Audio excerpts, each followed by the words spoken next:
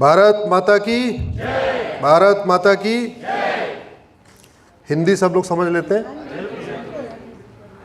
मैंने सबको बहुत ध्यान से सुना। आप लोग कड़वा मीठा झूठ सुनना चाहते हैं या कड़वा सच? जरा जोर से बोलिए।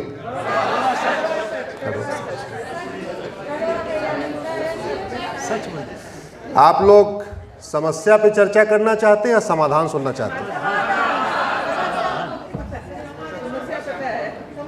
समस्या पता है। आपको सरदर्द हो और सुबह से लेकर शाम तक आप कहो कि सरदर्द है, सरदर्द है, सरदर्द है, तो सरदर्द बढ़ेगा या घटेगा? बीमारी की चर्चा करने से बीमारी ठीक होती है या मूल कारण को आइडेंटिफाई करके उस पर फिर दवा लेने से?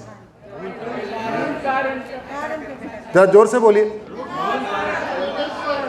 कितनी देर मुझे बोलना है?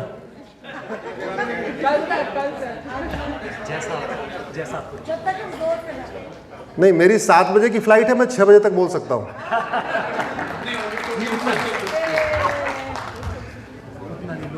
देखिए, आप याद रखिए, हॉस्पिटल बहुत अच्छा हो, डॉक्टर भी बहुत अच्छा हो, लेकिन दवा घटिया हो तो आपकी बीमारी ठीक होगी क्या? हॉस्पिटल 7 स्टार हो, डॉक्टर सुपर स्टार हो, लेकिन आपकी दवा नकली हो तो बीमारी ठीक होगी? याद रखिए, बीमारी हॉस्पिटल ठीक नहीं करती, बीमारी डॉक्टर भी ठीक नहीं करता। अंदर आपके क्या जाता है? दवा। हम सब बात कर रहे हैं, सजा हो जाए, फांसी हो जाए, क्या हो जाए, क्या हो जाए। अरे एक व्यक्ति ने बोला 15 मिनट के लिए पुलिस हटा लो, हिंदुस्तान से हिंदुओं को खत्म कर दूंगा। मैं 7 लाख की बात नहीं कर रहा हूं, मैं 100 करोड़ की बात कर रहा हूं।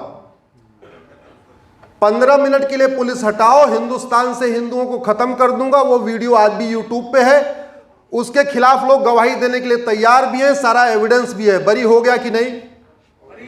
जरा बताइए, बरी हुआ कि नहीं? पता नहीं किस गलतफहमी में है कि आपके हत्यारों को फांसी हो जाएगी और सजा हो जाएगी। किस गलतफहमी में है आप लोग? कड़वी बात सुनना है कि नहीं? मैं मीठा झूठ नहीं बोलता, कड़वी बात बोलूंगा, अगली बार मत बुलाना।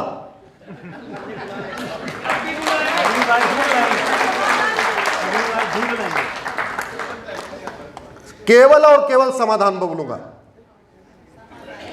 भारत में लोकतंत्र है कि भीड़तंत्र है? सठे साठ्यम समाचरेत, ये कहां का सिद्धांत है? भारत का।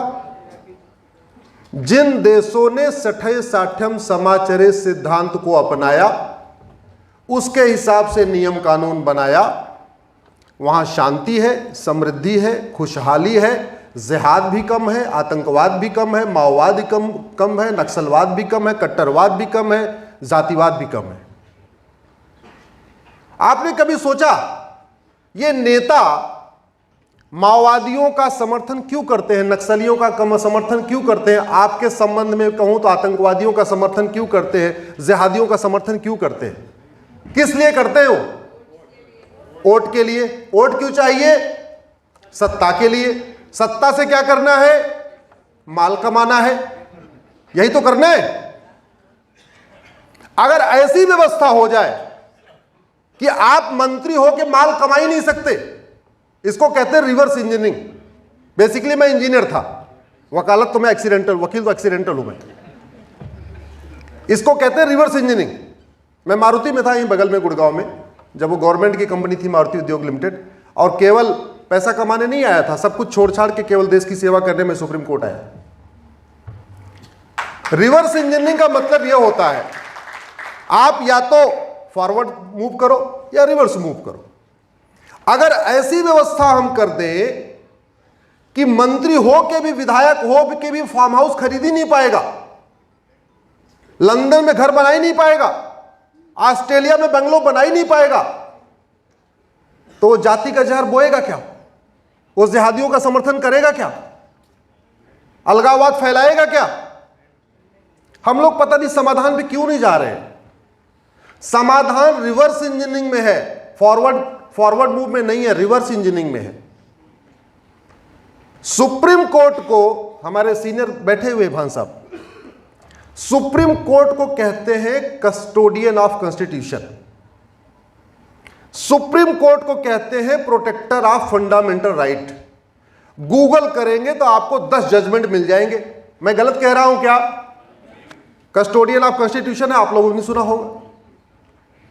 प्रोटेक्टर ऑफ फंडामेंटल राइट है, आपने भी सुना होगा। राइट टू लाइफ और लिबर्टी सबसे इंपॉर्टेंट फंडामेंटल राइट है, यह भी आपने सुना होगा। Right to dignity fundamental right है, यह भी सुना होगा।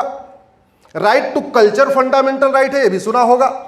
Right to tradition fundamental right है, यह भी सुना होगा।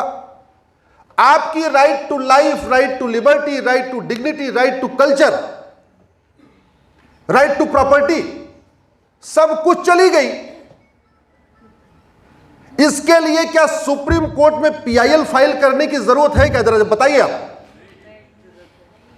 पीआईएल की जरूरत है क्या? पब्लिक सर्वेंट का मतलब क्या होता है? पब्लिक का सर्वेंट। आप लोग क्या है? पब्लिक। एमएलए एमपी क्या है? पब्लिक। और जजेस क्या है? पब्लिक। तो आपने परिवार में 5 आदमी है, उसमें एक आदमी परिवार का सर्वेंट है, क्या उसकी ड्यूटी है कि सब लोग आके बताएं कि सब्जी खत्म हो गई तो ये हो गया, तो गाड़ी पंचर हो गई, तो फला हो गया, तो फला हो गया, फला हो गया? अरे वो परिवार का मुखिया है, उसकी ड्यूटी है देखना कि किस बच्चे की पेट्रोल खत्म हो गई है, किस बच्चे की फीस नहीं गई है, किस बच्चे को चोट लग गई है, किस बच्चे को कुपोषण है, कौन सा बच्चा परेशान है।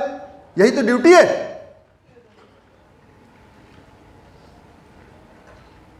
आप लोगों के केस में विधायिका, कार्यपालिका, न्यायपालिका तीनों ने ही अपनी ड्यूटी नहीं निभाई, एकदम फेल हो गए। सुप्रीम कोर्ट भी फेल हो गया, हाई कोर्ट भी फेल हो गया, संसद भी फेल हो गई, और सरकार भी फेल हो गई, राज्य सरकार भी फेल हो गई, केंद्र सरकार भी फेल हो गई। और वो ड्यूटी उनको, उसी ड्यूटी करने के लिए उनको वेतन मिलता है, वही ड्यूटी करने के लिए उनको भत्ता मिलता है। आपकी सेफ्टी सिक्योरिटी के लिए उनको वेतन मिलता है, भत्ता मिलता है, गाड़ी मिलती है, बंगला मिलता है, चार्टर्ड प्लेन से घूमते हैं, नौकर मिलता है। आप पब्लिक हैं, सुप्रीम कोर्ट के जज पब्लिक सर्वेंट हैं। आप पब्लिक हैं, प्रधानमंत्री पब्लिक सर्वेंट है। आप पब्लिक हैं, मुख्यमंत्री पब्लिक सर्वेंट है। आपने कुछ नहीं गलत किया है, गलत उन्होंने किया है, उन्होंने अपनी ड्यूटी ठीक से नहीं निभाई है।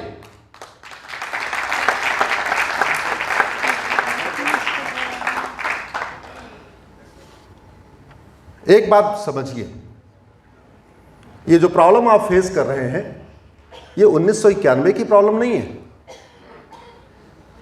कल्चरल वॉर जब से पृथ्वी बनी है तब से हो रहा है। विष्णु पुराण उठा के पढ़िए, नहीं पढ़ सकते हैं तो B.R. चोपड़ा साहब ने महाभारत बनाने के बाद एक धारावाहिक बनाया था विष्णु पुराण, 40 या 45 एपिसोड का है। आप लोगों के केस में पता नहीं मैं क्यों इमोशनल हो गया।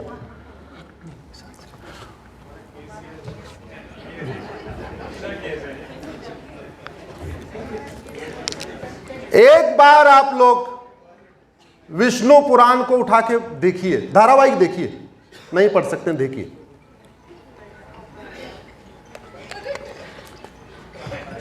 भाई देव दानव संग्राम तो आदिकाल से चल रहा है ना, मानव राक्षस संग्राम आदिकाल से चल रहा है, उसका रूप बदल गया।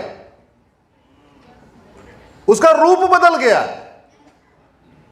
अब आप उसको रिलीजियस वॉर कह सकते हैं। यह आतंकवाद आज की समस्या नहीं है, आदिकाल से है, और आदिकाल से वही होता रहा है जो हम कर रहे हैं। राक्षस दौड़ाते थे, इंद्र भगवान बचाओ प्रभु, बचाओ प्रभु, बचाओ प्रभु। याद होगा, सीरियल देखिए आप। कभी राक्षसों ने विष्णु की, शंकर की पूजा किया कि हमें देवताओं से बचाओ? बोलिए जरा, कौन कहता था त्राहिमाम त्राहिमाम त्राहिमाम? देवता। हमेशा देवता ही कहें बचाओ बचाओ बचाओ, इससे बचाओ, उससे बचाओ, उससे बचाओ।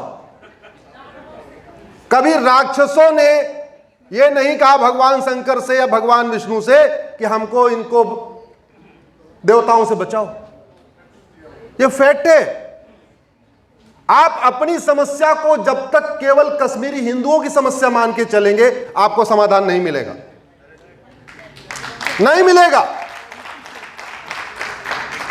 जब तक इस समस्या के रूट काज पे नहीं जाएंगे, रूट काज से आपको परमानेंट सॉल्यूशन मिलेगा। सॉल्यूशन आपको नहीं करना है, सॉल्यूशन तो संसद और सुप्रीम कोर्ट को करना है,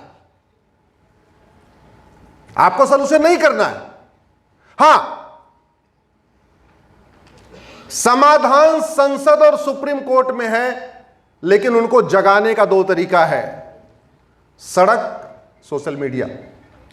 तो हाल में हम लोग बैठे हैं, ये हो ही रहा है, सोशल मीडिया में एफर्ट कर रहे हैं, वो हो ही रहा है। लेकिन अब जंतर मंतर और रामलीला मैदान बचा हुआ है, क्योंकि यहां लोकतंत्र नहीं है। मानिए ये भीड़ तंत्र है। और मैं आपको कह रहा हूं एक वकील के नाते, मुकदमा चल भी जाएगा, सजा नहीं होगी। तब तक नहीं होगी जब तक आप लोगों के केस में स्पेशली सुप्रीम कोर्ट ऑर्डर करके या संसद में एक ऑर्डिनेंस लाके सीआरपीसी के बहुत सारे प्रोविजन को बाईपास करने के लिए नहीं कहा जाएगा। अगर सीआरपीसी को फॉलो करके आपका मुकदमा चलेगा, आपको कभी सजा नहीं, कभी आपको न्याय नहीं मिलेगा। इसलिए मैं आज आपके मंच से माननीय सुप्रीम कोर्ट से भी मांग करता हूं, आपके साथ जो हुआ है वो आजादी के बाद रेयरेस्ट ऑफ रेयर केस है, रेयरेस्ट ऑफ रेयर इंसिडेंट है। तो ऐसे केस में अब गवाहों को ढूंढना, गवाहों के बयान के आधार पे सजा होना नामुमकिन है। एक ही तरीका है, स्पेशली या तो संसद से नार्को पॉलीग्राफ ब्रेन मैपिंग कानून बने और सीआरपीसी के प्रोविजंस को बाईपास करने के लिए एक बाकायदा उसमें प्रोविजन हो कि भाई आपके 1991 के जो नरसंहार हुआ है, इसमें सीआरपीसी नहीं चलेगी। जितने लोग एक्यूज्ड हैं, जिनके जिनके खिलाफ एफआईआर है, इनका नार्को पॉलीग्राफ ब्रेन मैपिंग का टेस्ट होगा और ये अगर एडमिट कर लिए, इनको सजा होगी। That's it. अगर आप सोचते हैं कि नहीं नहीं नहीं, नॉर्मल कानून के आधार पे यहां का कानून महाघटिया है, जब ये खुलेआम एक व्यक्ति कहता है 15 मिनट के लिए हिंदुस्तान से हिंदू खत्म कर दूंगा, आज उस विधानसभा में बैठा हुआ है, तो आपको यहां का कानून, ये जो चल रहा है एग्जिस्टिंग कानून, क्योंकि आपके पास न सर्कमस्टेंशियल एविडेंस है, न ओरल एविडेंस है, न मटेरियल एविडेंस है, कुछ भी नहीं है, केवल आपकी कही हुई बातें हैं। तो दो ही तरीका है। अगर मैं कह रहा हूं कि मेरे पिताजी को बिट्टा कराटे ने मारा, तो मेरा नार्को पॉलीग्राफ ब्रेन मैपिंग कर लो, और मैं कह रहा हूं चूंकि बिट्टा कराटे ने मारा, बिट्टा कराटे का नार्को पॉलीग्राफ ब्रेन मैपिंग कर लो। अगर हम दोनों की बातें बिल्कुल ठीक है, मैं कह रहा हूं मेरे पिता को मारा, वो भी कह रहा है हाँ इनके पिता को मारा, उसको सजा दे दो, बात खत्म। अरे उसका किस बात का ह्यूमन राइट भाई? जानवरों का कहीं ह्यूमन राइट होता है क्या? ह्यूमन का ह्यूमन राइट होता है, जानवरों का नहीं।